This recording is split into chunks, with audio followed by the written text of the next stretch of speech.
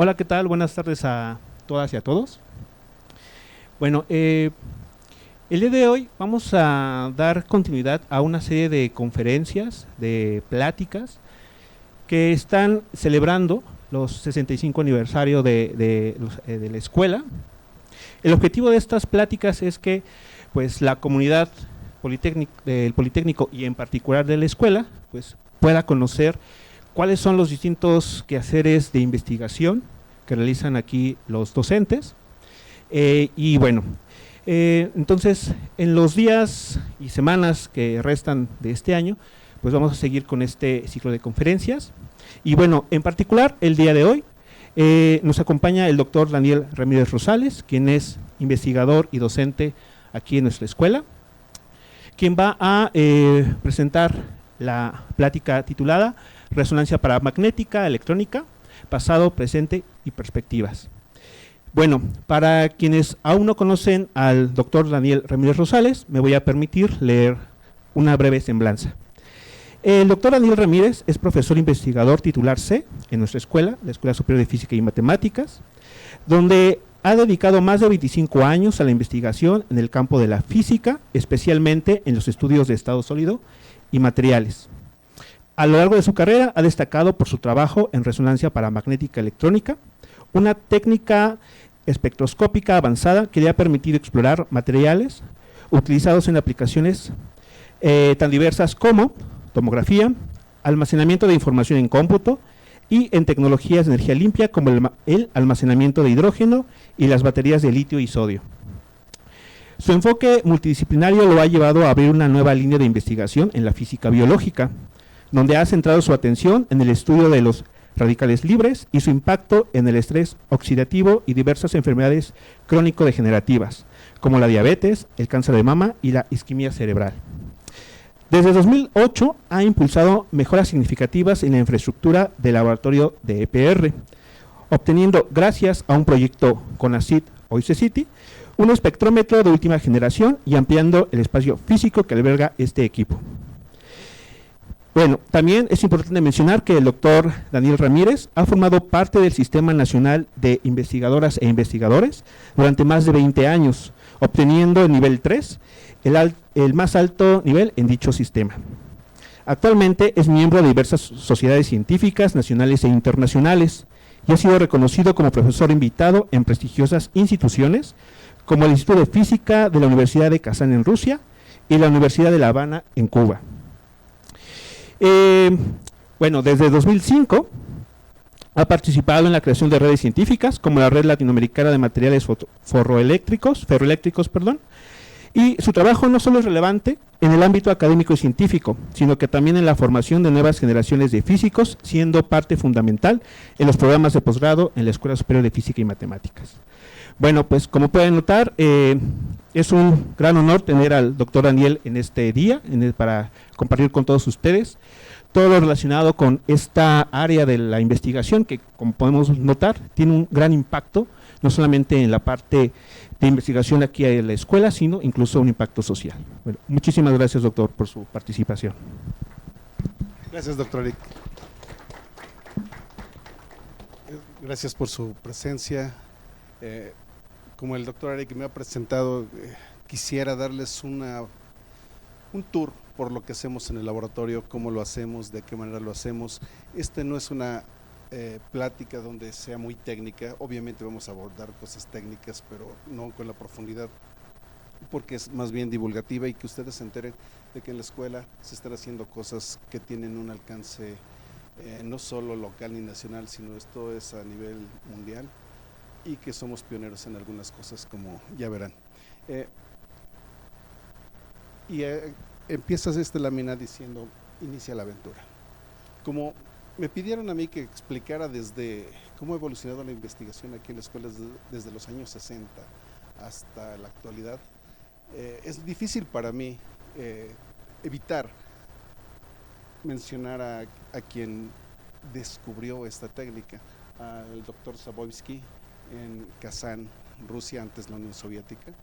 Justamente en esa universidad, él en un equipo hecho con pedacería, con latas, pero con muchísimo ingenio, descubrió encontró una señal en el cloruro de cobre, una señal como esta súper extraña, donde en el cloruro de cobre no podían tener con otras técnicas algunas información a nivel atómico, molecular, estructural sí, porque en algún momento crece este cristal. Sin embargo, saber que el magnetismo nos puede complementar, porque EPR es una técnica magnética, nos puede complementar de una manera muy importante los estudios en los nuevos desarrollos de materiales, pues resulta que esta señal que salió de la nada, salió de algo, cuando estaban investigando materiales de guerra, porque si se dan cuenta estaban casi por finalizar la Segunda Guerra Mundial.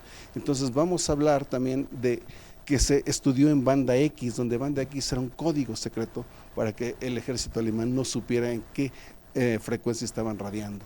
Y bueno, ahora les voy a decir, o en un momento más adelante les voy a decir qué frecuencias van usando, pero es banda X, banda Q, banda L, banda S, etcétera. Pero aquí estaban radiando, estaban obteniendo señales en banda X. Ahora les digo qué es la banda X. Pero ¿qué es CPR? ¿Qué es CPR? Es el acrónimo en inglés que dice resonancia paramagnética electrónica. Eso significa, eso es. Y entonces, bueno, aquí yo creo que no tengo que explicar mucho qué es un electrón. Sin embargo, me encanta esta expresión que dice, son los bits útiles de los átomos. Dejémoslo ahí. Y todo lo demás, pues es una definición de todo lo que podemos encontrar en libros, etcétera, etcétera. Es un electrón, pero un electrón, cuando lo vemos a nivel o en un enfoque magnético, entonces no es solamente una partícula puntual que tiene carga, sino además tiene una propiedad intrínseca llamada spin. Y el spin lo podemos ver como un pequeño imán que tiene atravesado ahí imaginemos ese punto, y que cuando se pone en las inmediaciones de un campo magnético puede ser orientado a placer en el laboratorio. También, ¿qué es el paramagnetismo? El paramagnetismo también es algo importante que tenemos nosotros que saber. Aquellos que no lo sepamos, imagínense que tenemos varios imanes y los ponemos sobre una mesa. Las interacciones entre ellas son tan débiles que cada uno de estos imanes toma una orientación aleatoria como podemos verlos aquí, y la suma de todos esos momentos magnéticos, la suma de todos esos magnetitos, la suma de todos esos spines resulta ser igual a cero. Es un material que está no magnetizado. Sin embargo, cuando se somete este material a un campo magnético externo, entonces todos estos imancitos, todos estos spines, digo imanes porque así me los imagino y es fácil verlo, intentan alinearse tanto como puedan con el campo magnético externo. Y entonces, en el momento que el campo magnético externo desaparece, también su magnetización momentánea que tenían aquí desaparece y vuelve a ser desmagnetizado.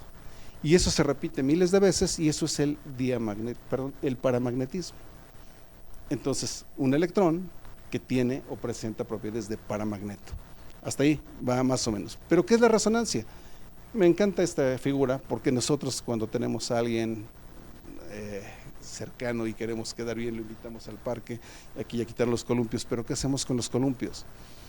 La persona se sienta en la base del columpio y empezamos a empujarlo, pero no vamos empujando constantemente, sino vamos empujando un poquito y esperamos, hasta hacemos la pausa y hacemos esta forma, bueno, justo el esperar y nuevamente la pausa y volver a empujar en el momento justo es cuando surge el que estamos acoplando la frecuencia natural de oscilación, los modos naturales de vibración que lo han habido probablemente los que llevan teórica 1, ¿sí? Los modos normales de vibración con el agente externo que está promoviendo que está igualando, que estamos igualando estas frecuencias. El agente externo proveyendo una frecuencia que iguala la frecuencia natural. Es exactamente cuando una soprano con una copa de vino empieza a cantar, entonces puede haber cualquier número de frecuencias allí, sin embargo solo en un momento preciso, cuando las longitudes de onda coinciden entre las paredes de esa copa, empieza a haber esa resonancia y coinciden pues con la frecuencia que está emitiendo esta persona que está cantando. Entonces en ese momento iguala la frecuencia natural de esa copa y entra en resonancia. ¿Qué le sucede a esa copa cuando entra en resonancia? Los videos dicen que explota. El puente de Tacoma-Narrow sucedió lo mismo. El viento estaba empujando, pero le dio exactamente el viento el momento justo, así como en el columpio que íbamos empujando hasta que empezó a resonar, y el puente, después de 4 meses o 2 meses me parece, no recuerdo la fecha exacta ni el tiempo, pero no fueron más de 5 meses seguro de que había sido inaugurado, este puente se derrumbó. Eso es más o menos hallar la frecuencia que uno empuja hasta que en algún momento esta persona que está en el columpio ya está dando la vuelta. Ahí ya entró en resonancia. O en los espines o los imancitos que tenemos alineemos en el campo, sometemos o ponemos una energía externa y lo ponemos en contra del campo. Eso lo veremos un poquito más adelante en el ABC del EPR. A grandes rasgos es jugar con espines, jugar con imanes a nivel atómico y molecular, o quizá más pequeños, porque estoy hablando de los espines de un electrón, o del spin del electrón. Sí, pero ¿qué es EPR? Ya me has dicho que si empujas el columpio, ya me has dicho que son los electrones, ya me dices que tiene ahí un spin, que quién sabe qué sea. Pero bueno, ¿qué es el EPR? Y el EPR, pues, resulta ser que es una técnica espectroscópica, como aquí lo estamos viendo, una técnica espectroscópica, donde le estamos pidiendo a los espines que nos digan, que sondeen, que nos digan el entorno químico, el entorno que está alrededor de ellos, para así nosotros poder saber la estructura, modificarla, mejorarla o empeorarla, para que nosotros tengamos unos materiales mejores y que puedan tener un uso muy grande, como más adelante les platicaré. Algo que es importante es que es una técnica no destructiva. Es una técnica no destructiva que ustedes vienen con su muestra, la ponen, la miden y se las devolvemos a las siguientes personas que hacen esos estudios. ¿Para qué? Para que puedan seguirla estudiando, pero como si nada hubiera pasado, porque al final no estuvimos moviendo estructura, lo que estuvimos moviendo fue el magnetismo de ese halo, de esa fantasma llamado spin que tiene intrínseco este electrón. Entonces, ¿qué nos informa EPR? Para ustedes probablemente dicen, pues, ¿y eso qué es? Ni idea tengo que puede hacer eso. Sin embargo, voy a leer algunas de estos. Dice: el estado de oxidación de un centro paramagnético, el estado de oxidación de metales, transferencia de carga, estructura espacial local y simetría alrededor del centro paramagnético, radicales libres. Eso que de momento ustedes puede que algunos quizá lo conozcan, otros quizá no lo conozcan, pero esa información y el gran etcétera que está hasta abajo nos va a dar una pléyade de aplicación de esta técnica, que muchos que no la conocemos o no la conocíamos, resulta ser que es solamente una técnica más. Conforme se darán cuenta, no es una técnica más, es una técnica extremadamente diferente, y como es diferente, es muy poderosa, que no es una más de una batería de técnicas para poder estudiar y caracterizar nuevos materiales, sino es una técnica muy importante, como lo veremos en un momento más. Campos de aplicación, muchos. Campos de aplicación, muchísimos. Evidentemente la física, por supuesto la química, la biología, ciencia del espacio, medicina forense, entre otras tantas. Y ahí estamos, investigación de materiales, biología, medicina, ionización por radiación. Esta técnica es divulgativa, pero nosotros hemos y seguimos estudiando actualmente en física, las susceptibilidades, todo esto que está pintado en física y más, lo estamos haciendo actualmente en el laboratorio. En química, igual, todo lo que está ahí pintado lo estamos haciendo actualmente.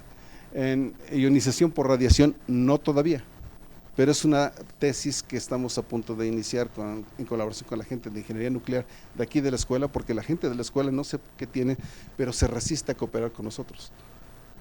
Mientras que los vecinos son mucho más amables y ellos sí le entran aquí, ¿verdad, doctor?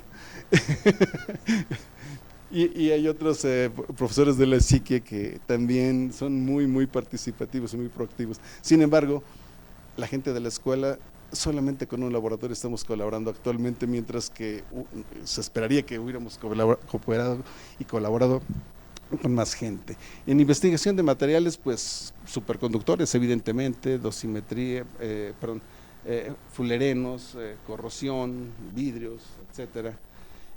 No terminé de decir de la radiación en la dosimetría, pero bueno, es decir, me huele a muchos.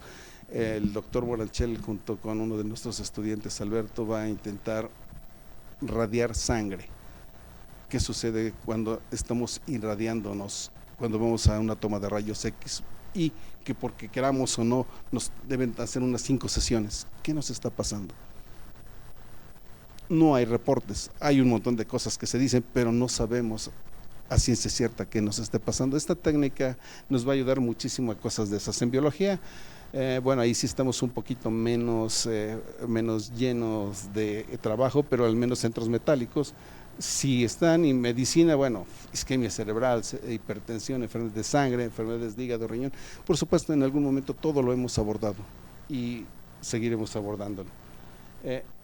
Lamentablemente esta lámina quedó así muy opaca, pero si se dan cuenta, este es un árbol que dice desarrollo de materiales, y aquí crecí yo, investigando vía EPR, esto que ya estaba perfectamente hecho, pero cuando volteé un poquito más, veo que hay otra posibilidad inmensa, y les platico una anécdota. Cuando inicié en el laboratorio de EPR con el doctor Zamorano, literal, todo el mundo sabe que aquí los martes y viernes está un tianguis aquí enfrente. Me fui a robar, sin pena, un pedacito de pollo, de carne de pollo. Lo puse en el equipo y entonces aparecieron señales. Y empecé a incursionar también en este lado del árbol. Y yo muy feliz, ya había obtenido señales, dice el doctor Zamorano, pero si te cortas las uñas, también dan señal. Una uña como tal no debe enseñar. Claro, mientras está la radiodistribución de carga hay señal. Sí, ¿la madera daría señal? Pues en principio no, pero cuando la cortamos y durante un cierto tiempo obtenemos señales de que ahí hay una resonancia, ahí hay algo que nos está dando una cierta información que en ese entonces, yo muy joven, pues no entendía. Vino alguien de medicina y quiso colaborar conmigo porque estaba yo detectando cosas en sistemas biológicos, en el pedazo de pollo que con toda la no higiene posible pude obtener señales. Y pues evidentemente fue un fracaso esa colaboración, porque pues yo no tenía ninguna experiencia en sistemas biológicos, pero eso me dio una gran lección para poder incursionar también en los sistemas biológicos. Y continúa la aventura. Esta es ahora así como un espacio, un respiro de la parte técnica. Y en 1994 92 llega el primer espectrómetro EPR aquí a la escuela. ¿Sí conocen a este señor? Es mi mentor, es el doctor Zamorano. Ahora ya está un poquito más viejito, eso que quede claro. Pero él fue el que trajo este equipo, no sé qué trámites hizo, pero es un relajo comprar aquí en el Politécnico que te lo instalen, que te lo pongan en funcionamiento. Mucho del trabajo lo hace el investigador, pues él hizo su parte y trajo este equipo, que por cierto todavía existe en el laboratorio y que estamos a nada de echarlo a andar nuevamente para que sea de enseñanza.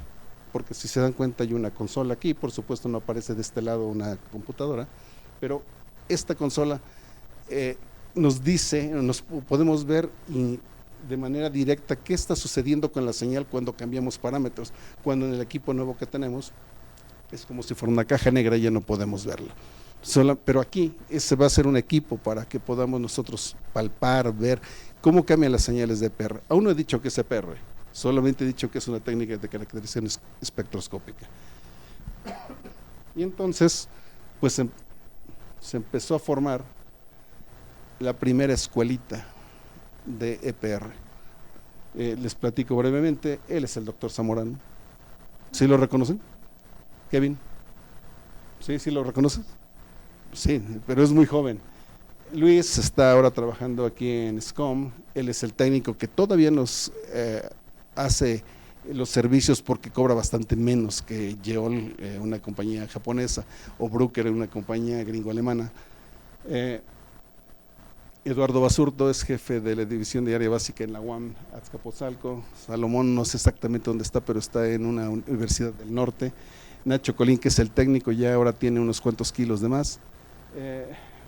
Misuta, el doctor Misuta, que es el técnico que venía a instalar el equipo, y adivinen quién es este que está aquí escondido. Así como 30 y tantos años más joven. ¿Sí? Afortunadamente no encontré una foto donde estoy de frente, pero bueno. Después, siguiendo los usos y las aplicaciones. Sí, pero si hay tantos usos y aplicaciones en el EPR, entonces, ¿en qué consiste esta técnica? ¿En qué consiste? ¿Qué hace? ¿Cómo lo hacemos?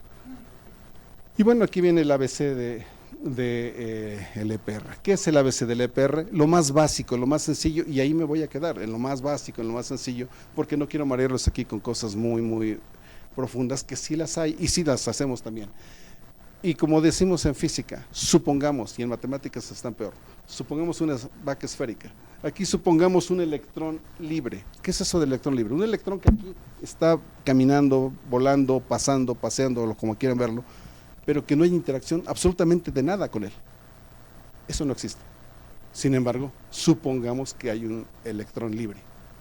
Y con base en eso que no existe, pero que al tratarlo de ese modo, da muchísima información, entonces tenemos un electrón libre, en el cual tiene un spin electrónico de un medio, en términos de H, por supuesto, y cuando lo sometemos a un campo magnético, resulta ser que aparece un desdoblamiento de niveles energéticos, el estado base y el primer estado excitado.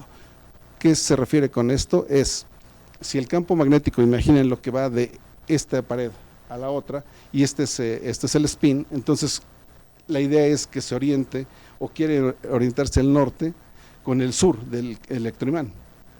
Eso es lo natural. Y el sur del spin con el norte, porque del norte emanan las líneas de campo magnético y terminan en el sur. ¿Estamos? Lo básico. Pero si le damos una energía extra nosotros y lo forzamos a que haga esto, entonces ahí es cuando el agente externo se irradia y promovemos una transición del estado base al primer estado excitado, y es cuando aparece la magia. Provocamos una transición del estado base al primer estado excitado, hay una absorción de energía, esa que estamos suministrando, y esa absorción de energía por supuesto se ve registrada de este modo, pero para hacerlo mucho más eficiente, la gente que detecta cosas y sabe de instrumentación optó, los electrónicos lo saben mejor que yo, por no tomar la absorción directa, sino tomar la primera derivada de la absorción. Entonces muchos de los espectros que vamos a ver van a tener esta forma, pero en realidad si queremos la absorción directa, integramos una vez, y en toda espectroscopía, pero en muchas de ellas sobre todo, y en particular en esta, el área bajo la curva es proporcional al número de entes que están provocando esa curva. Y entonces, con una segunda integral podemos tener el área bajo la curva y podemos empezar a cuantificar cuántos bichos, cuántos electrones, cuántos spines electrónicos están interviniendo en este fenómeno.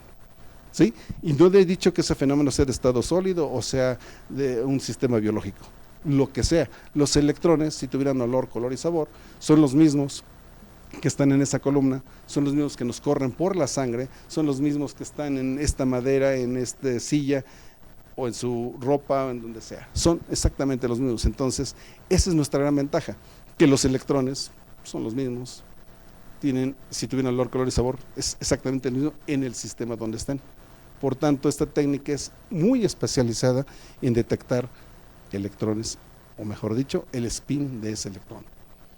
Una vez que nosotros inducimos esa transición, pues no es en cualquier momento ni a la hora que se nos antoje, es mecánica cuántica, es en algún momento preciso, y es el momento preciso cuando se iguala la diferencia de estas energías.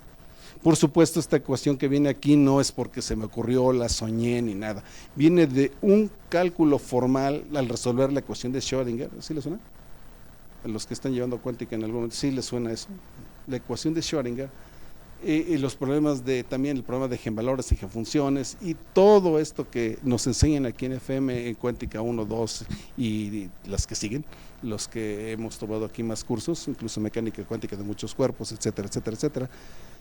Ahí aparece todo esto. Es algo formal, es algo estricto, que la diferencia de estas energías es G, beta, campo magnético, y nosotros suministramos una frecuencia la constante de Planck, esa es energía, ese es exactamente cuando se iguala estas dos, esta energía h-nu con la separación de estos niveles, entonces se provoca esta transición y se llama, la del desdoblamiento se llama efecto Zeeman, y la transición, bueno, sigue exactamente todas las reglas de mecánica cuántica, en particular la regla de oro de Fermi, que si no la han visto la verán. Para un electrón libre, como estaba diciendo, aparece este número de 2.00 y eso me suena o me late o me dice que es el factor de Landé. Claro, hay correcciones relativistas y la gente hace muchas cosas más donde es 2.00232. No importa realmente que sea 23.2 porque es un electrón libre, pero ¿eso sirve? ¿Eso funciona? Lo más cercano a un electrón libre es un radical libre. ¿Han oído hablar de radicales libres? Sí. Pues han oído hablar de cremas antiarrugas. Han hablado de cremas que nos bloquean para bloquearnos del sol. Bueno, ese tipo de materiales atrapa y degrada la reactividad de estos electrones libres. El electrón libre, véanlo, piénselo de este modo, es como un cuchillo caliente queriendo cortar mantequilla. Cuando nosotros nos enfermamos, lo primero que hacemos es generar peróxido de hidrógeno. Peróxido de hidrógeno es agua oxigenada. Un OH para acá con un electrón, otro OH para acá con su otro electrón. Se rompe homolíticamente ese peróxido y entonces son cuchillos calientes que están dentro de nuestro organismo dañándonos. Después de una gripa no somos los mismos, y si tenemos una enfermedad degenerativa, pues menos, ¿sí? Y ahí entran los antioxidantes que vienen en esas cremitas. Entonces ya estamos dándole un motivo a estos radicales libres para que, si no les interesa tanto la ciencia como la física misma o como la química, pues al menos en el business. Esto es, hagamos cremas antiarrugas, hagamos cremas bloqueadoras de sol, y eso se vende. Si han visto la chica coreana que tenemos aquí, viene a veces blanca, así son allá en Corea, y no sé si en Japón, Doc, pero así, blancos de tanta crema para evitar que sean dañados por esos radicales libres, justo. Y entonces, ¿cómo saber cómo actúan esos radicales libres? Pues estudiándolos. Y la gente en química los estudia a través de reacciones y pasos intermedios. Nosotros lo vemos de manera directa, vemos entre comillas, por supuesto. Por supuesto también cuando ya no es tan real, cuando sabemos que hay un centro, el electrón da vueltas alrededor de, y eso es el acoplamiento spin-órbita. ¿Lo han escuchado alguna vez, Doc? ¿Sus alumnos han escuchado alguna vez en su vida? Supongo que sí. Todavía no. Sin embargo, nosotros ese corrimiento en el valor de G es debido al efecto del acoplamiento spin-órbita. El mismo hecho de que un electrón esté dando vueltas alrededor de este núcleo, el electrón tiene carga. Y toda carga en movimiento es corriente. Y toda corriente es fuente de campo magnético. Por tanto, el estar dando vueltas es un imán que se genera por estar dando vueltas. Y además lleva un spin, que es otro imán. Son dos imanes interactuando. ¿Sí lo ven? Eso es el acoplamiento spin-órbita. Claro, ya lo verán muy formal con el doctor o con alguien más, si es que nos va mal como a mí y no probamos a la primera. Pero seguramente sí lo van a ver el efecto spin-órbita. Y después, para irme mucho más rápido, después hay que saber qué más hay en este spin órbita. Depende, vean esto, ¿qué tal si el electrón se va un poquito más hacia acá? Si el sistema se lo permite, si el medio se lo permite. Entonces, si se lo permite, pues ya no vamos a tener una señal como la que habíamos visto teórica, sino vamos a tener diferentes tipos de señales que nos van dando el entorno, nos están diciendo el cómo se mueve, nos están dando información de la estructura a través del magnetismo. Solo por ese factor del Landé, que ya no se llama Landé porque ya es un tensor de segundo orden, donde nos dice cuánto de qué y hacia dónde es, en plural, dónde, ¿vale?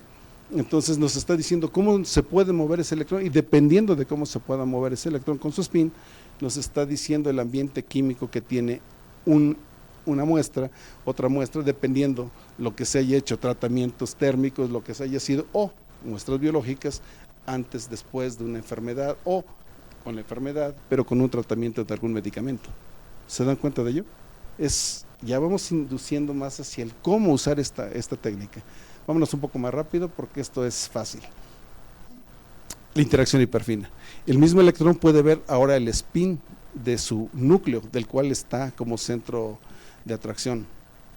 O sea, tenemos ahora el spin nuclear, tenemos el spin del electrón, más el imán que se forma por estarse moviendo este electrón. ¿Se pueden imaginar las líneas de campo de 3 imanes muy cerca el uno del otro? Es difícil, así como que las líneas de campo que salen del norte y llegan al sur, todas ahí como que quieren entrelazarse. Simplemente ahí está la interacción de campos magnéticos. Y entonces eso nos da también que podemos plantear hamiltonianos. Aquí nos dice cómo está actuando el spin de ese electrón con el campo magnético. Y la G nos está diciendo el cómo está actuando. El siguiente término, ¿cómo está actuando el spin del electrón con el spin nuclear?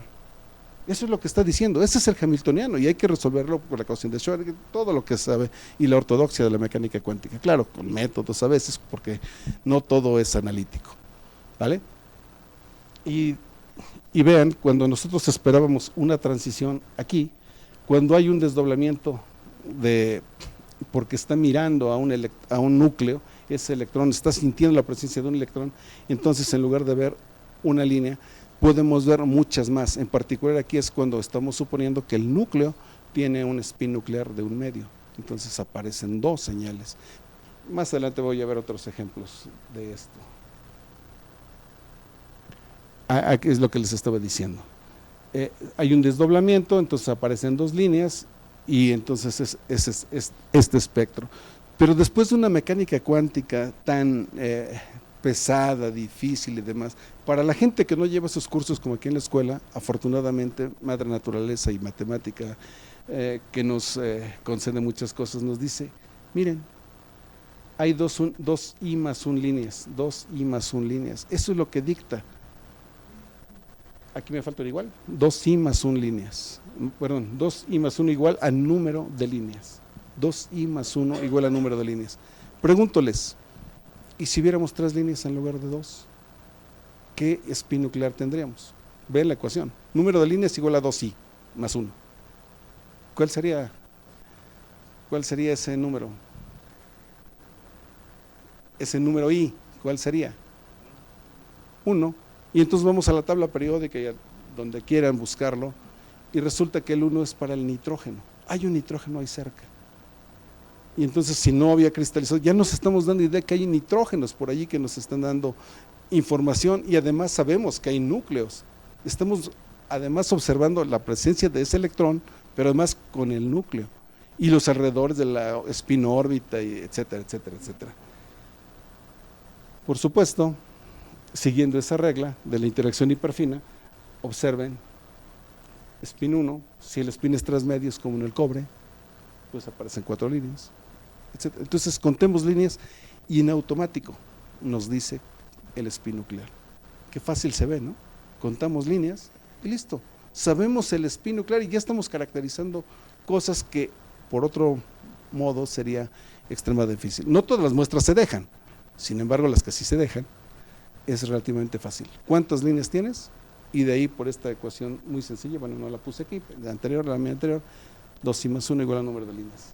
Por supuesto, Después ya hay cosas un poquito más complejas como esta, y quien haya o tenga la experiencia de estar o haber hecho alguna vez resonancia magnética nuclear, todo lo que acabo de decir, absolutamente todo lo que acabo de decir, es lo mismo para resonancia magnética nuclear. Quien sabe la teoría de EPR sabe más de la mitad de la teoría de resonancia magnética nuclear.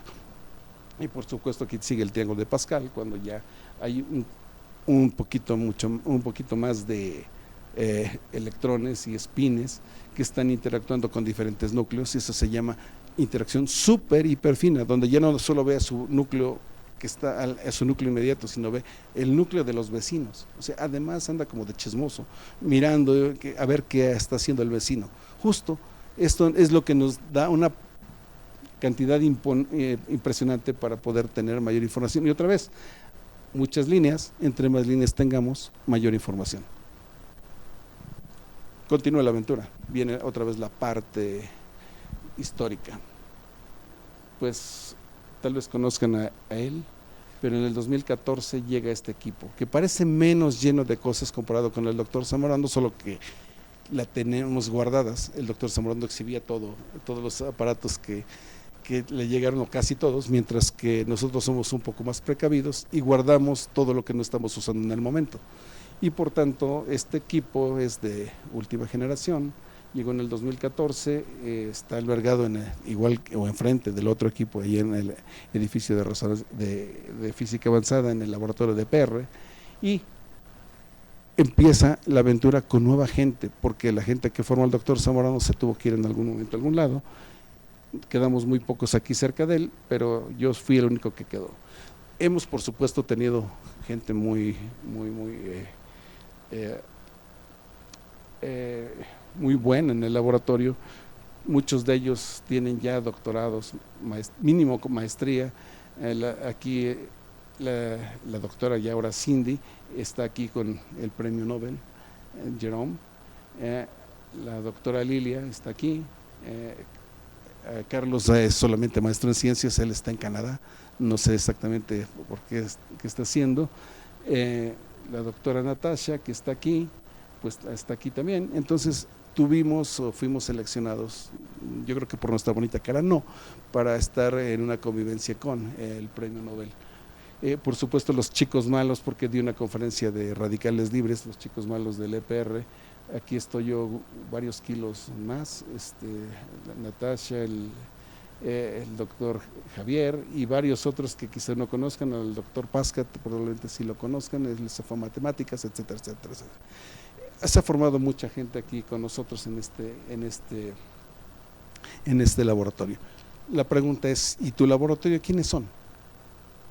Porque pues sí vemos que se encierran allá horas y horas y horas y horas, y que dicen que están haciendo experimentos. ¿Quiénes son? Bueno, pues aquí está el fundador, aquí en la escuela, el doctor Zamorano.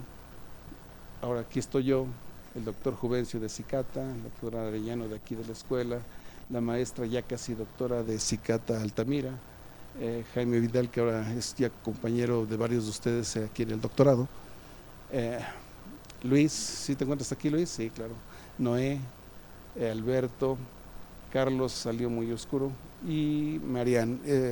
Hay otros 4 estudiantes más, pero brevemente todos están haciendo cosas diferentes. Alberto va a radiar sangre y vamos a ver qué es lo que le sucede a la sangre. Marian va a estudiar una molécula que se sobreexpresa con mucha anticipación a cuando se manifiesta el cáncer de mama. Luis va a tomar los estudios de Marian para que pueda hacer un detector tipo EPR, así pequeñito, para que pueda detectar de nivel clínico esa sobreexpresión de cierto nivel a un estadio muy temprano, y pueda ser corregido o tratado con una anticipación incluso anterior a como se está haciendo actualmente. Ese es el potencial que nosotros tenemos. Obviamente Andrea, ella hace fotoluminiscencia, materiales para detección, olvidé el nombre de detección de qué, pero hace fotoluminiscencia. Jaime Vidal, inteligencia artificial, entre otras cosas, inteligencia artificial en nuestro grupo. por supuesto. Ya veremos en las perspectivas. Lo mismo que en breve aquí va a haber otro óvalo más de Omar, que ya nos va a honrar también con su presencia, y hay tantos otros que omitimos porque no nos prestaron su fotografía. ¿Qué hacemos? ¿Qué hacemos en el laboratorio? Ya vamos a terminar, son 30 y tantas láminas, 35, 32 por ahí, entonces ya vamos avanzados. ¿Qué hacemos en el laboratorio? Vamos a barrer así, hacemos docencia, tenemos que dar clase, el Politécnico nos paga por dar clase, no por hacer investigación, entonces hay que dar clase. Formar recursos humanos, tesis de maestría, licenciatura, doctorado, divulgar la ciencia, conferencias. No sé si sea la mejor conferencia, pero es una conferencia de divulgación, pero también vamos con niños a dar conferencias de qué es la física, a niños de nivel cuarto, quinto, sexto de primaria y del 1 al 3 de secundaria. Hacemos investigación, les platicaré, bueno, ya les he platicado brevemente de algo, pero les platicaré de más. Tenemos colaboraciones nacionales e internacionales para poder tener un impacto alto. Patentamos, por supuesto, hay cosas que se patentan, Luis estará encargado de hacer una patente de ese desarrollo que tiene, y hay otras cosas que ya están en proceso de ese patente, y jugamos. Jaime Vidal, si lo recuerdan, él participa en el torneo de guerra de robots, entonces ahí estamos jugando, porque él está haciendo los robots y entonces de momento se le deshace, pero es un tipo listo, y entonces aunque le deshagan el circuito que llevaba, lo repara con basura, es un tipo listo finalmente. Entonces también jugamos. En cuestión de formación de recursos humanos somos muy modestos, hay laboratorios que tienen muchos estudiantes y bueno, nosotros somos bastante modestos, pero de mucha calidad. De licenciatura es un estimado, yo creo que son todavía un poquito más, pero un estimado 45, de maestría 23, doctorado 14 y hemos tenido 4 postdocs y en breve viene otro más. Creo que nos faltaron visitantes extranjeros, pero ya lo pondremos en la siguiente. ¿Qué hacemos? Estudiamos magnetismo, estudiamos cuestiones de nanociencia, como el diseño de nanomateriales y propiedades avanzadas, la ferroelectricidad. Ahí fue donde hice con el EPR, con una mugre que tenían los materiales ferroeléctricos, y el EPR me dijo, pues sí es basura lo que tienes y estás detectando, pero eso te está diciendo, es un sensor que tú puedes usar para ver cómo estos materiales ferroeléctricos pueden ser usados en tomógrafo, yo inocentemente en tomógrafos. Después voy a una visita a Cuba y me pasan por el lugar VIP en migración y me dicen que esos materiales pueden ser usados para ponerse y montarse en una cabeza de un misil que siga una fuente de calor. Y bueno, yo aquí inocentemente creyendo que son solo para tomógrafos, ¿no? Entonces, todo eso uno va aprendiendo cosas. Modelos de peroxidasa, se han hecho unos modelos de peroxidasa donde esas peroxidasas, todo lo que termina en asa son como los antioxidantes. Todo eso que decimos que vienen en las cremas antiarrugas, en las cremas para bloquear el sol, son asas que están atrapando, cachando, inhibiendo a los radicales libres para que nos mantengamos tanto como se pueda jóvenes, los que todavía están jóvenes, los que ya estamos un poco más avanzados, pues al menos que nos mantengamos así un buen rato más. Entonces, imanes de molécula simple para almacenamiento de información de información, zeolitas, limpiar agua y no solamente usarlo como un tamiz, sino que se den reacciones catalíticas en los huecos que tienen en las zeolitas para que puedan empezar a degradar y empezar a limpiar el agua, entre otras cosas. Por supuesto el ferromagnetismo, y hay tanta cosa que hacer, y lo último que hemos estado incursionando es, en cuanto a cosas de estado sólido, es en las baterías de litio, de intercambio. La idea es que tengamos una batería de igual eficiencia, al menos ya no queremos que se supere, que tengamos igual de eficiencia como las baterías que se usan actualmente en sus teléfonos que tienen litio, pero en lugar de litio que sea sodio, porque el litio es súper escaso en el planeta, el litio es por tanto súper caro porque hay poquito en el planeta, pero sodio hay mucho en el mar. Entonces la idea es que se iguale la eficiencia de esto, al menos, que si lo podemos superar, bueno, sería, pero tal vez eso ya no me toque a mí. ¿Qué hacemos? Seguimos, ¿qué hacemos? En la parte, ¿se acuerdan de los árboles que había 2 ramas grandes? Bueno, pues hemos estudiado cuestiones de Alzheimer, choque séptico, tanto la evolución de estas enfermedades, o de estos padecimientos como el posible tratamiento de ellos. Y por cierto, tenemos en choque séptico, tenemos un modelo, porque la gente que llega a choque séptico porque tiene una herida interna o tiene una herida externa. Herida interna es que hay un sangrado pero se queda allá adentro, y herida, una hemorragia externa es que la sangre sale. ¿Qué hace el organismo? Empieza a cerrar las llaves de todos lados como algún plomero para que la sangre no se siga yendo. Pero después dice, te hace falta, sobre todo en la parte mesenterial, te hace falta sangre. Empieza a abrir llaves de una manera muy selectiva, de tal suerte que el último que se va a morir es el cerebro, no el corazón, el cerebro. Y hay una fase de compensación, justo cuando está abriendo llaves para que esto se compense. Y cuando la gente llega a una clínica, a terapia o a urgencias, pues posiblemente llegue en una fase en la cual todavía pueda ser salvada. Pero ahí depende del médico, y usualmente los mejores médicos no están en urgencias, sino son los practicantes que tienen poca experiencia con la clínica. Entonces, un modelo como el que tenemos, que lo probamos en ratas primero, y ahora ya lo estamos intentando expandir hacia humanos, tener un modelo donde ver unas señales y te dices, pues esto, con la ética y demás, este paciente ya no, pero este sí, medícalo, ese sería un gran avance. Lo tenemos el modelo. El problema es que los protocolos de médicos son bien difíciles y no saben cuánto, ni nosotros sabemos cuánto, pero bueno, estamos avanzando. Radicales libres, les he estado diciendo toda la plática acerca de ellos. Atrapadores de spin. Hay una reacción que nos interesa, pero la gente supone que ahí en medio hay varias cosas y se forman ciertos radicales.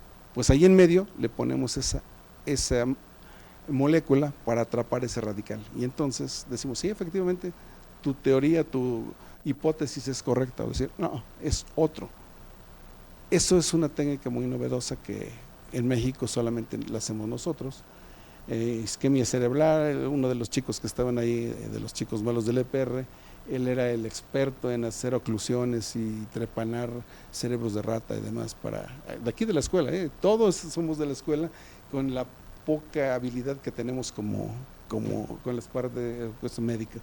Y ahora cáncer cervicouterino, pues también, y ahora cáncer de mama, etcétera, etcétera. Hemos estado ya incursionando en más cosas.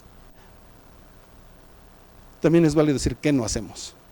Llegan varios estudiantes y me dicen, bueno, es que tú hiciste eso con tus estudiantes o tus colaboradores, bla, bla, bla. Y queremos porque nosotros estamos interesadísimos o interesadísimas en física médica. No, no hacemos física médica.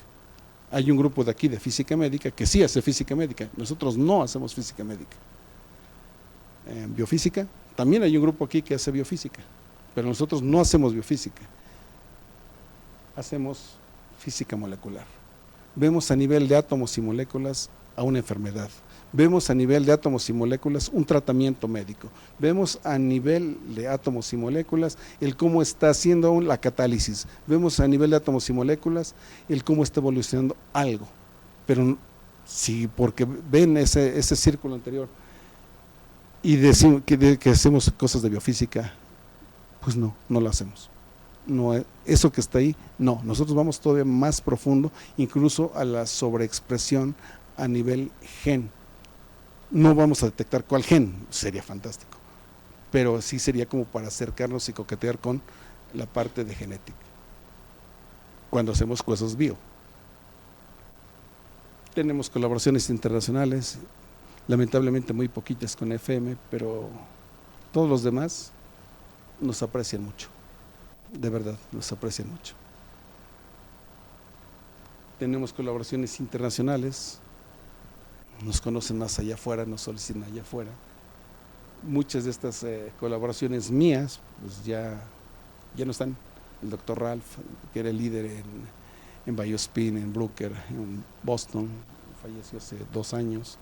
El doctor Oscar Pérez, que me introdujo a la parte de ferroeléctricos y me dijo que eso podía ser montado en una cabeza de misil para bla, bla, bla, etcétera.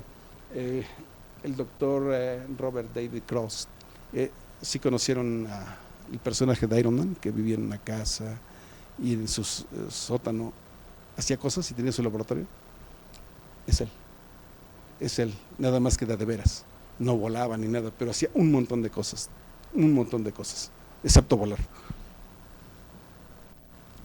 Muchas de estas colaboraciones pues ya no son directamente mías, aunque pues sí le entro, pero son de Natasha, ahora mi colaboradora, Alexander Sneg, Stefan. Él es un desarrollador de un software que era libre, creo que ahora ya no, para simular espectros CPR, etcétera, etcétera.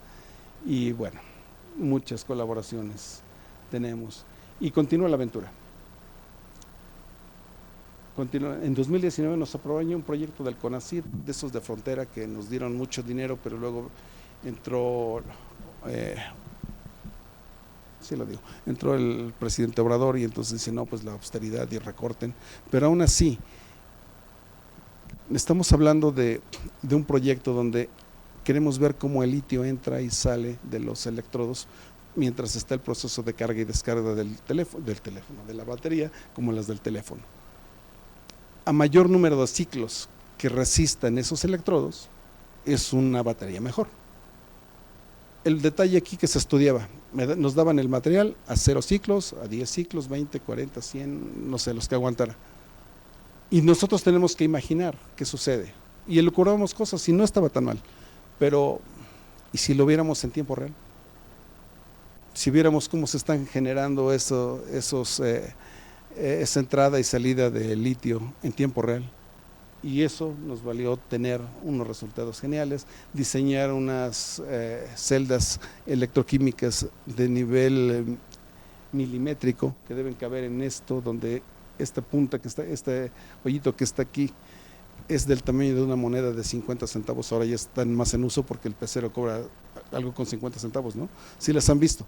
De ese tamaño es, imagínense meter esa batería o ese simulador de batería, esa celda electroquímica, en esta cavidad que es una especie de horno de microondas, carísimo, pero es una especie de horno, y funcionando esa batería, pues eso tiene que funcionar, y además nosotros ver qué está sucediendo.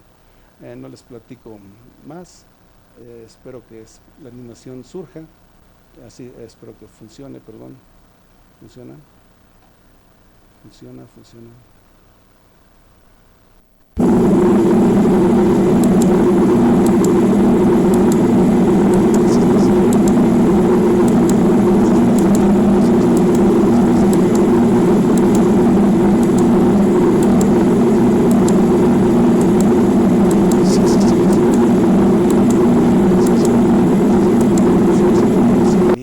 Pero si no, entonces estamos ya en la posibilidad de decirle a los que diseñan y hacen electrodos, mira, está fallando aquí, podría ser, sugiero que sea esto, que pongan atención en aquello. Por supuesto, hay mucho que atender en todos estos picos que están, pero lo más interesante aquí en este momento es que pudimos ver cómo el ion nitro entra y sale de la red. Fuimos los terceros en el mundo en hacer esto. Los primeros fueron los chinos, los segundos son los alemanes y los cuartos son los gringos. Y no hay más, somos pioneros, es investigación de frontera, FM tiene esto y nada de los 4 celdas y de estos experimentos, todos se parecen, pero no son iguales. En ese sentido somos únicos, nosotros son únicos los otros 3. Y es una competencia muy, muy, muy ruda con aquella gente. Entonces vean a qué nivel estamos, somos de los poquitos que vemos en el mundo haciendo esto. Estos resultados nos dicen, no, pues ustedes son muy interesantes con sus resultados y con todo lo que nos puede decir. Nos merecimos el honor de ser invitados a un laboratorio nacional. Y cuando digo parte de la aventura es que ese laboratorio ya pertenece a un laboratorio nacional. Este laboratorio aquí de FM, modesto como lo vean, hacemos todo eso y además es parte del laboratorio nacional, donde los principales actores de este laboratorio nacional son los que están aquí. Y si alguien quiere saber cuánto cuesta un espectro de ese laboratorio nacional y de eso que hacemos, pues más o menos un espectro interpretado cuesta como 15,000 pesos, uno. Entonces imagínense que quiero 10, quiero 20, quiero 30. Los hacemos, por supuesto. ¿Sí? Entonces sí, es muy, muy, muy interesante que por estos resultados que les estoy platicando hemos llegado a este punto. Y después, nosotros haciendo el experimento, cosas en el laboratorio, que el litio entra y sale de la red y que por aquí puede haber una falla. Entonces nos llega Natasha y a mí una invitación de Rusia para dictar unas conferencias, una ella, una yo, porque es el 80 aniversario del descubrimiento de esta técnica. Allá, justamente en esa universidad, donde fue descubierta esta técnica. Y este laboratorio que se ve aquí es un museo realmente, pero es el primer EPR, es en el que trabajó Savoyski y además sigue funcionando. ¿Por qué? Ahí están las latas de galletas, las latas de aceite, cables, o sea, lo dejaron tal cual trabajaba Savoyski cuando estaba estudiando cosas para detectar, estuve estudiando cosas de radar para el Ejército Rojo en la época de la guerra. Y como todo es circunstancial, apareció una señal cuando utilizaba esa muestra de cloruro de cobre y detectó lo que ahora es esta técnica tan poderosa que les estoy diciendo. Perspectivas, bueno, yo les platico brevemente las perspectivas que tenemos en el laboratorio mientras ustedes leen algunas de estas que es a nivel mundial. Pues estamos ya utilizando inteligencia artificial en algunos casos con cierta moderación para poder diseñar experimentos. Estamos diseñando equipo, estamos diseñando experimentos para limpiar agua. El enemigo número 1 del EPR es poner una muestra diluida y el solvente sea agua. El agua tiene una constante eléctrica enorme, pues a principios de este año y hasta hace un mes, Natasha obtuvo unos excelentes resultados midiendo, claro, no directo, pero con una técnica curiosa, señales de EPR en agua. Eso cuando lo sabe la gente que está haciendo agua, dice, pues usted, está haciendo estudios en agua, para limpiarla le viene, pero sí, perfecto. Porque si saben quitar un metal pesado, por ejemplo, del agua, pues como que ya está el caminito para poder quitar 2. Y eso es para que bebamos, no estoy hablando todavía de aguas negras, no, estamos así como agua para beber.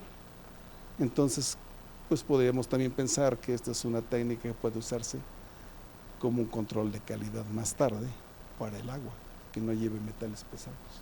Así como le exigen a las embotelladoras algunas pruebas de que esta agua tiene ciertos tratamientos y es potable, pues que además de potable como estos tratamientos, que no lleve tantos metales pesados como sí los lleva actualmente esto. Y perspectivas, pues hay un montón de cosas. No nos podemos sustraer a el entorno que nos está llevando a esto. Observaciones finales. No hay conclusiones. ¿Qué podemos concluir? Solo observaciones. Y la que más me gusta es la última. Esta técnica ofrece enormes oportunidades para investigar y caracterizar materiales radicales libres y todo eso que les platiqué.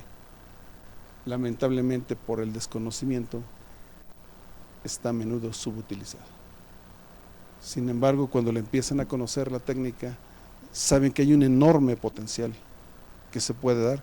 Y bueno, lo tenemos aquí en la escuela.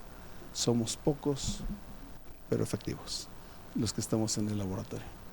Y pues déjenme ver qué sigue.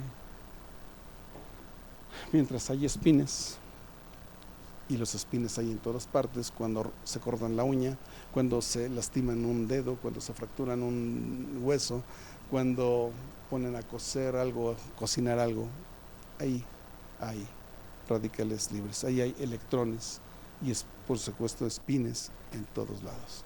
Por supuesto, cuando sintetizan en un laboratorio y demás, hay espines.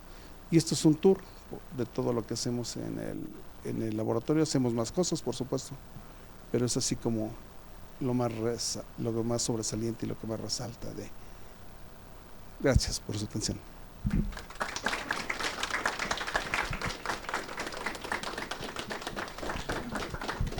Muchas gracias, doctor, por su plática. Tenemos tiempo para algunas preguntas. ¿Alguien tiene alguna pregunta para el doctor? Bueno, buenas tardes, maestra.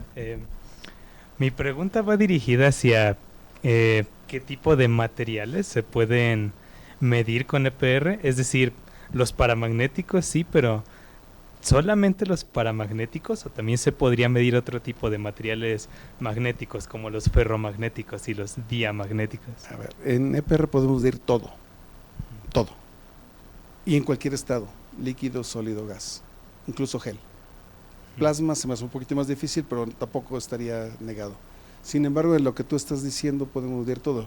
El pretexto es paramagnéticos, pero esta técnica con el equipo viejito que tenemos, ese equipo ya ha sido modificado y vamos a medir ferromagnéticos y intentar ver respuestas diamagnéticas como se ven en el, bueno, efectos del diamagnetismo. No es que vemos señales diamagnéticas, no, sino efectos del diamagnetismo, como lo hacen en resonancia magnética nuclear. Nosotros tenemos la capacidad para medir en todo. Yo creo que todo el mundo tiene la capacidad, pero nosotros ya lo hemos hecho. Y los ferromagnéticos son muy interesantes porque esos son donde está parte del almacenaje de información. Claro que los hemos medido y actualmente se está desarrollando, espero que ya se revoque su baja un estudiante, precisamente con materiales ferromagnéticos estuvo diseñando unos materiales que van a servir como que tienen una alta relajación de spin para que sirvan como medios de contraste en tomografía. Entonces, esos son ferromagnéticos completamente, son unas señales anchas, no tan delgadas como es, pero se puede medir absolutamente todo. Sí, a veces no da mucha información porque es muy ancha la señal, pero en la medida que se deje, obviamente podemos medirlo.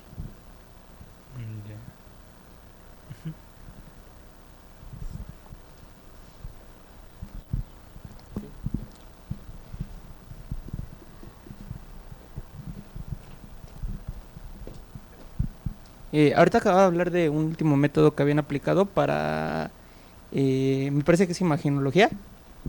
Vamos para allá. Ok, bueno, actualmente pues según yo existen algunos métodos invasivos para la imagen pues en ciertos estudios de cáncer, ¿no? Como es el PET, me parece. Estos estudios pueden dar a la pauta para hacer análisis que sean menos invasivos. De momento no. A un corto plazo no, porque siempre hay que tener en estos momentos una biopsia y medirla. En banda S es el electroimán, usualmente nuestro electroimán tiene esta separación de unos 15 centímetros entre polo y polo. En banda S hay cavidades que tienen una abertura mayor entre ellas y ahí se puede poner incluso una rata completita.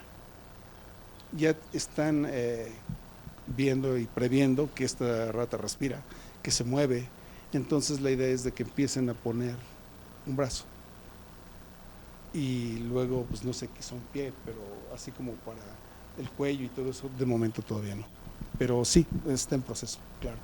Gracias. ¿Alguna otra pregunta? Buenas tardes. Un detalle que mencionó respecto a las actividades que realiza el laboratorio acerca de la divulgación científica. ¿Ahí ustedes tienen un programa de actividades o cómo las programan? No. Esta plática que está aquí no sé exactamente cómo llegó, pero ya estoy aquí, es parte de la divulgación. Sin embargo, pertenecemos a un stock de la Academia Mexicana de Ciencias y la verdad es que les ha interesado mucho porque nuestras pláticas van dirigidos a niños de tercero a cuarto año a sexto y todo secundaria. Entonces estamos en el stock de divulgadores de la ciencia de la Academia Mexicana de Ciencias. Entonces dicen, nos solicitan esta plática en tal lugar y pues vamos, no sé, hemos estado en Ciudad Juárez, en Colima, en Puebla, aquí por la parte sur de Ciudad de México, Hidalgo, etcétera. Hemos ido lejos también, sí. Guanajuato, sí. ¿Alguna última pregunta?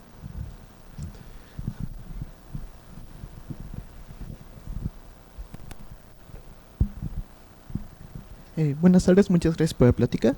Recuerdo que mencionaba que una de las problemáticas era que la muestra contuviera agua por su constante dialéctica. Y quería preguntar qué otras sustancias o qué otras cosas pueden causar interferencias o qué otro tipo de tratamiento se le debe dar a la muestra. Bueno, los tratamientos se los da la persona que esté interesada en hacerle algo a su muestra, pero nosotros para medir siempre recomendábamos que fuera, si tenía que diluirse o en algún solvente o disolvente, no sé cómo la lleven ustedes, que la constante dieléctrica del disolvente fuera baja comparada con la del agua, porque el agua es una canción que el doctor Zamorano decía, es el enemigo número 1 en el EPR. Pero pues hay un truco que se utiliza que es una celda plana, donde en lugar de tener un volumen, esa muestra se reduce, se le quita un grado de libertad. Por tanto, la energía que se utiliza para tenerla en agitación o movimiento se reduce drásticamente cuando pasamos de 3D a 2D. Y entonces la celda plana queda una película de agua o de lo que sea, y eso le ha permitido a Natasha, no a mí porque yo no los he hecho, sí he visto los experimentos pero ella los hace, obtener señales cuando el disolvente es agua. Entonces ahora como que ya no es tanto el enemigo número 1, al contrario, ahora es nuestro amigo y podemos empezar a tratar y a colaborar con gente que está limpiando agua. Sí, muchas gracias.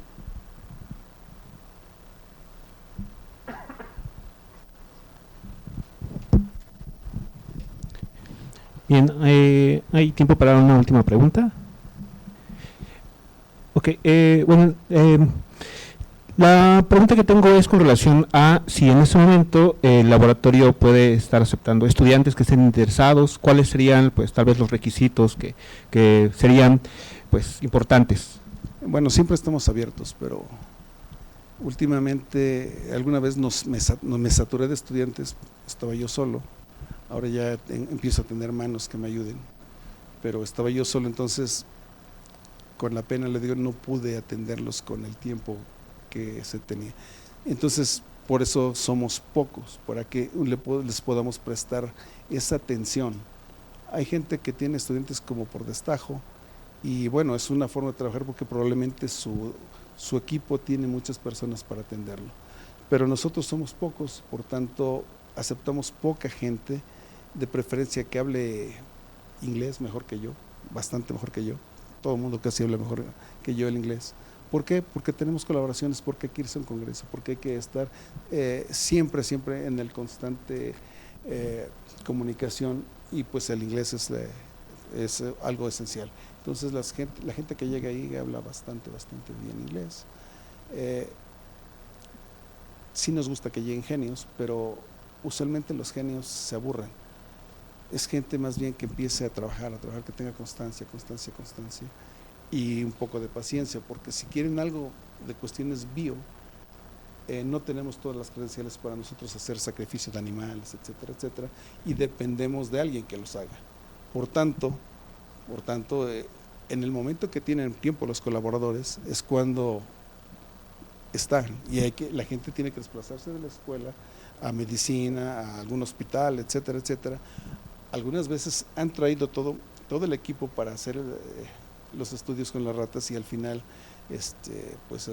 sacrificarlas. Pero bueno, los requisitos básicamente es eso, de que si tienen un buen promedio, pues se les puede ofrecer beca, la BEIFI, que estén cómodos, que estén tranquilos, pero que sean regulares, y si no son regulares no pasa nada. Yo no era tan regular como se pudiera pensar, en algún momento pues sí, fui regular, y aún así estuve en un laboratorio que me enseñó muchísimo. Entonces, pues simplemente que tengan muchas ganas de trabajar, está abierto, aceptamos pocos, que sepan inglés relativamente fluido, no que sean expertos, y que sepan física, sobre todo física. ¿Cuál? Toda. termo, electrodinámica, física estadística, hasta mecánica. Sí. Obviamente la mecánica cuántica, que es cómo interpretamos esto. Bueno, pues muchísimas gracias, doctor, por su participación. Le agradecemos nuevamente al doctor.